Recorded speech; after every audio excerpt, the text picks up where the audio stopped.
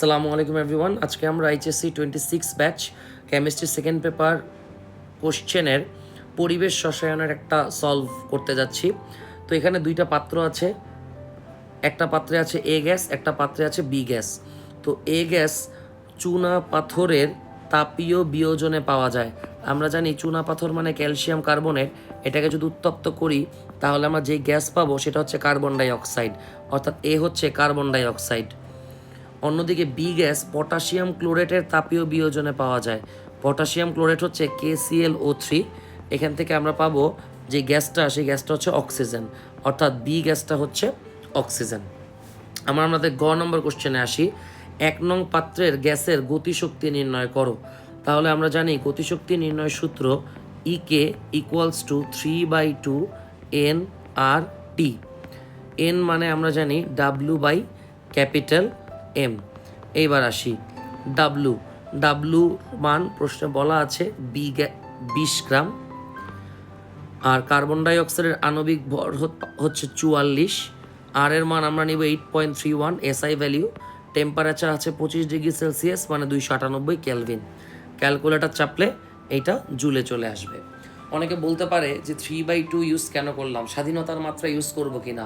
তো স্বাধীনতার মাত্রার টার্মটা ফিজিক্সের ক্ষেত্রে আমরা ইউজ করি, কিন্তু কেমিস্ট্রিতে স্বাধীনতার মাত্রা ইউজ করা দরকার নাই। তবে কেউ যদি করে থাকে তাহলেও সমস্যা নাই।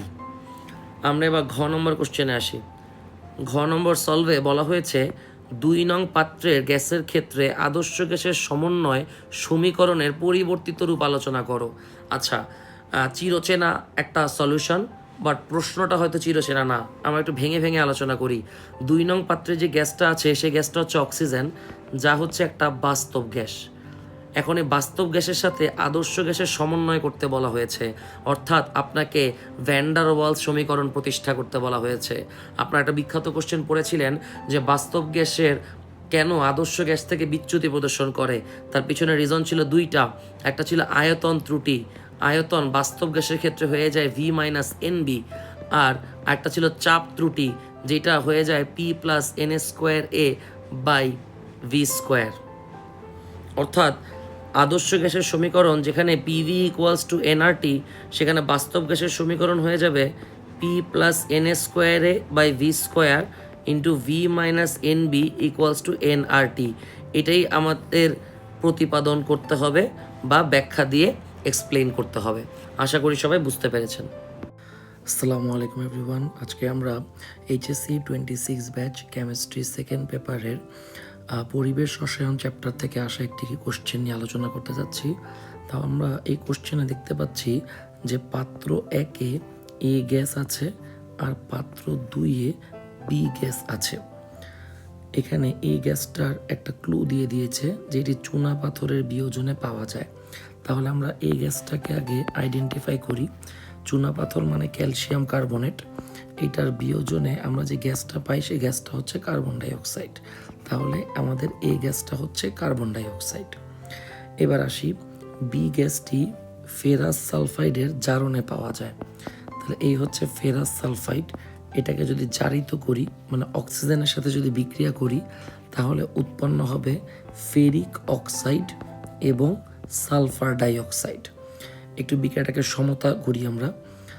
আয়রন আছে এখানে একটা, আয়রন আছে 2টা, আমি এখানে দিয়ে দিলাম 2। সালফার হয়ে গেল 2টা, এখানে দিয়ে দিলাম 2। অক্সিজেন হইল 3টা আর 4টা 7টা, এখানে দিয়ে দিলাম 7/2। ওকে, তাহলে এখানে যে গ্যাসটা পাচ্ছি সেই গ্যাসটা হচ্ছে সালফার ডাইঅক্সাইড, এটাই হচ্ছে আমাদের বি গ্যাস। এবার আসি গ নম্বর কোশ্চেন। গ নম্বর কোশ্চেনে একটু প্রবলেম আছে, সেই প্রবলেমটা কি আমরা বুঝে যাব এখনই। বলা হয়েছে 250 ml বি গ্যাস উৎপন্ন করতে প্রয়োজনীয় মাতৃযৌগের পরিমাণ নির্ণয় করো। অর্থাৎ আমাদেরকে বি গ্যাস মানে সালফার ডাইঅক্সাইড কত ml উৎপন্ন করতে হবে, 250 ml উৎপন্ন করতে হবে। সেই জন্য মাতৃযৌগের পরিমাণ নির্ণয় করতে বলছে। কারণ অনেকের প্রথম প্রশ্ন আসতে পারে মাতৃযৌগ কি। মাতৃযৌগ মানে মূল যৌগ যার জারণে সালফার ডাইঅক্সাইড পাওয়া গেছে, অর্থাৎ মাতৃযৌগ হচ্ছে ফেরাস সালফাইড। এই ফেরাস সালফাইডের পরিমাণ আমাদেরকে নির্ণয় করতে হবে। প্রবলেম কোথায়? তো আমরা দেখতে পাচ্ছি যে এখানে ফেরাস সালফাইডের মোল সংখ্যা আর যদি সালফার ডাইঅক্সাইডের মোল সংখ্যার অনুপাত করি সেটা আসতেছে 2/2 = 1, অর্থাৎ ফেরাস সালফাইডের মোল সংখ্যা আর সালফার ডাইঅক্সাইডের মোল সংখ্যা সমান।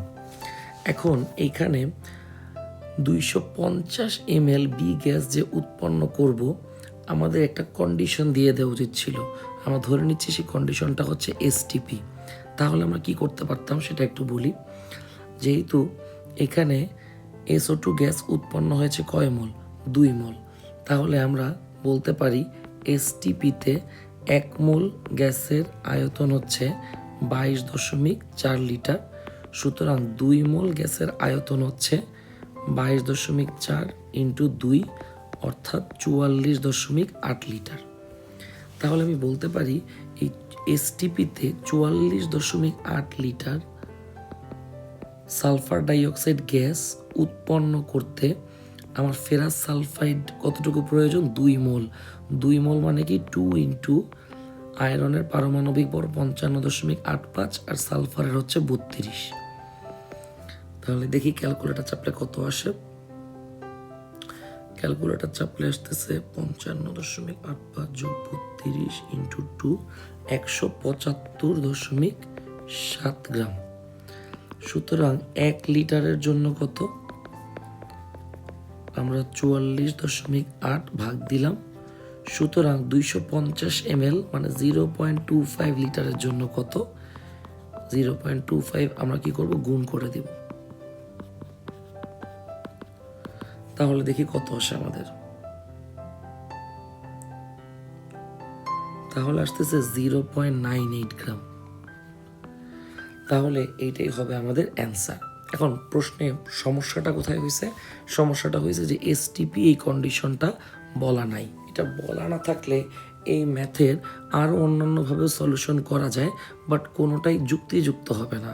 যেমন এখানে বি গ্যাসের একটা আয়তন দেওয়া আছে 0.35 লিটার, অনেকে এটা ধরে করতে চাবে, বাট না, এখানে 0.35 লিটার ধরে করতে পারবো না। এই কারণে আপনি যদি পাত্র 2-এ সালফার ডাইঅক্সাইডের মোল সংখ্যা বের করতে চান, দেখেন কত বড় সমস্যা। আপনি W/M দিয়ে যদি বের করতে চান, W দেওয়া আছে 64 আর সালফার ডাইঅক্সাইডের আণবিক ভরও 64, তাহলে আসতেছে 1 মোল। কিন্তু আপনি যদি PV = nRT দিয়ে N বের করতে চান, তখন দেখবেন এখানে মানটা কিন্তু 1 মোল আসে না, অর্থাৎ এখানে মানে অনেক ধরনের ঝামেলা আছে। তাই এসটিপি কন্ডিশন ধরে ম্যাথটা করলেই আমরা নাম্বার পেয়ে যাব, কোনো সমস্যা নাই। এবার আসি, এত শত মান পাত্র 1 আর পাত্র 2-এ মূলত দেওয়া হয়েছে ঘ নম্বর কোশ্চেনের জন্য। ঘ নম্বর কোশ্চেনে বলা হয়েছে কোন গ্যাসটাকে দ্রুত তরলে পরিণত করা সম্ভব, সেটা আমাদেরকে সংকোচনশীলতার গুণাঙ্কের মাধ্যমে আলোচনা করতে বলা হয়েছে। তাহলে আমরা ঘ নম্বরটা একটু সলভ করি। তো সংকোচনশীলতার গুণাঙ্ক বা পেষণ গুণাঙ্ক, এটাকে আমরা জেড দিয়ে প্রকাশ করি। তাহলে প্রথমে আমরা আসি পাত্র 1। আমরা জানি PV = ZnRT। এখান থেকে আমরা জেড বের করে ফেলবো, PV/nRT। আমরা একটু মানগুলো বসাই। পাত্র 1-এ চাপ দেওয়া আছে ATM-এই থাক। আয়তন দেওয়া আছে 1 ডেসিমিটার কিউব, আমরা জানি ডেসিমিটার কিউব আর লিটার একই কথা, লিটারেই থাক। N মানে W/M, W হচ্ছে 11 আর আণবিক ভর হচ্ছে 44। আর এর মান আমি নিব 0.0821, কারণ আমি চাপ আর আয়তনকে লিটার ATM-এ নিয়েছি।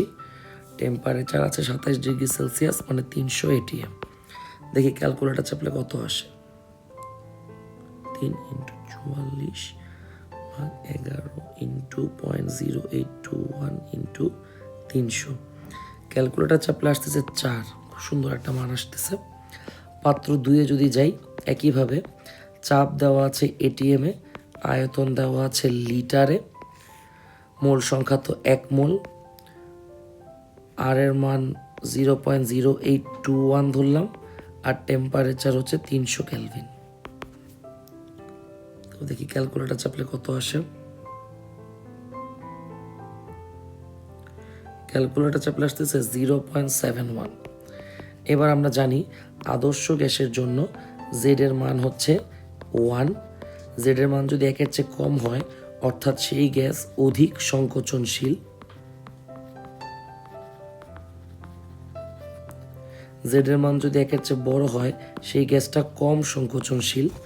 আমরা জানি যে গ্যাস অধিক সংকোচনশীল সেই গ্যাস আদর্শ গ্যাস থেকে বিচ্যুতি দিবে বেশি, আর যে কম সংকোচনশীল সেই গ্যাস বিচ্যুতি দিবে কম। আর আমরা জানি যে গ্যাস বিচ্যুতি বেশি দেয় সেই গ্যাসকেই দ্রুত তরলে পরিণত করা সম্ভব।